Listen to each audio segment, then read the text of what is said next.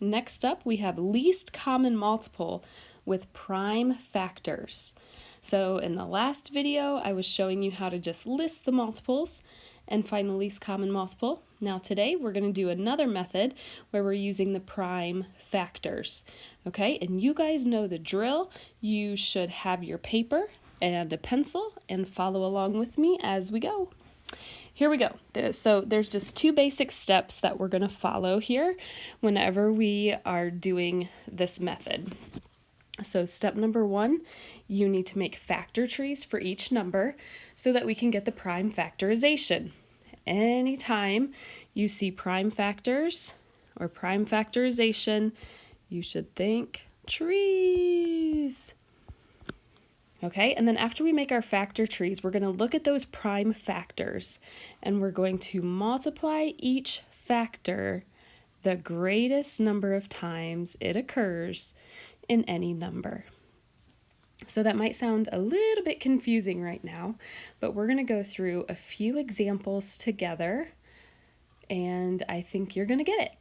Actually, I know you're going to get it. Okay, here we go. So first example, okay, take a look in the first box here. Find the least common multiple of 6, 12, and 8.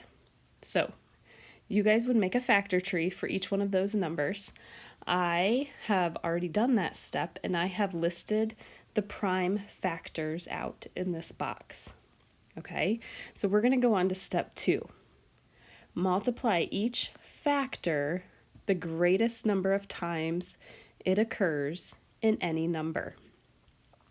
So when I look at the prime factorizations for these three numbers, the factors that I see are 2 and 3. Okay? And we want to multiply each factor the greatest number of times it occurs in any number. So let's start with 2.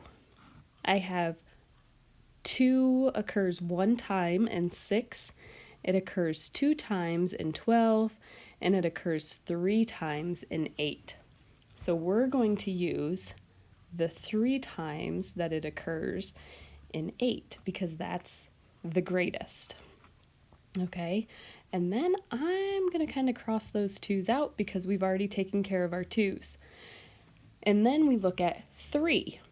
So 3 occurs 1 time in 6 and 1 time in 12. So the most it ever occurs is just 1 time. So we're just going to use 1, 3. And then we're going to multiply all that together. 2 times 2 is 4. 4 times 2 is 8. And 8 times 3 is 24. So our least common multiple would be 24. Okay, now check your answer and make sure that 24 is a multiple of 6 and 24 should be a multiple of 12. And 24 should be a multiple of 8. And it is. So we know that we are correct. Okay, next up we're going to move over here. We're going to find the least common multiple of 8 and 18. So we're going to start out making those factor trees for each number. You can do this along with me. 2 is prime, so I'll circle it. 2 and 2, so 2's are all prime. And then I have 18, so I'm going to do 2 times 9, and we'll get 3 and 3. Okay, so then I'm going to stack the prime factors on top of each other. Those are for the number 8, and then 18 is going to be 2 times 3 times 3. Okay, again, I'm seeing 2's and 3's. So if I look at my 2's first, what is the greatest number of times it occurs for either number? Well, there are 3 2's in the number 8. So when I find the least common multiple, I'm going to use 3 2's. And when I find 3, I see we only have 3's in 18, and there are 2 of them. So we're going to use 2 3's. And then we can multiply all that together. 2 times 2 is 4. 4 times 2 is 8. I know that 3 times 3 is 9, so 8 times 9 is 72. Our least common multiple is 72. And then double check, is 72 a multiple of 8 and 18? Yes, it is. Okay, let's try a couple more. Okay, the more we practice, the better we're going to get. So here in this third box, we're finding the least common multiple of 9 and 7. So 9, if I were to make my factor tree, I'm going to have 3 and 3. 7 is already a prime number, so there's no need to make a factor tree. We're just going to keep it at 7. Okay, so our prime factors, I have 3 times 3 and then 7. So to get the least common multiple, okay, my factors of 3 and 7, so 3 occurs twice, and then there's a 7.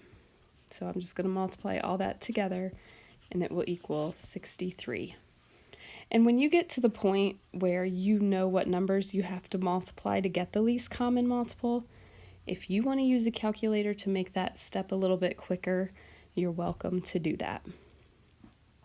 Okay, and don't forget to double check. Is 63 a multiple of 9 and 7? Yes, it is. All right, last example we're going to do together. The least common multiple of 15, 9, and 18. Go ahead and pause the video, make your factor trees, and then hit play again. Okay, check to make sure that your prime factors match my prime factors, and then we are ready to do the least common multiple. Okay, so when I look here, I see 2, 3, and 5 are the factors that make up these 3 numbers. So I'm just going to start with the smallest number, which is 2. There's only ever 1, 2, so we're just going to use 1, 2. Okay, I'll cross it out because I've taken care of that. When we look at our 3's, we want the greatest amount of times it occurs in any number. So 3 occurs twice in 18, and it occurs twice in 9, but only once in 15. So the most amount of times it ever occurs would be twice. So we're going to do 2 3's. Okay, and then we can cross those out. And then we have a 5, which only occurs once. So we'll throw him in. And when we multiply all of those numbers together, we would get 90. All right, and then double check. Is 90 a multiple of 15? Is 90 a multiple of 9? Is 90 a multiple of 18?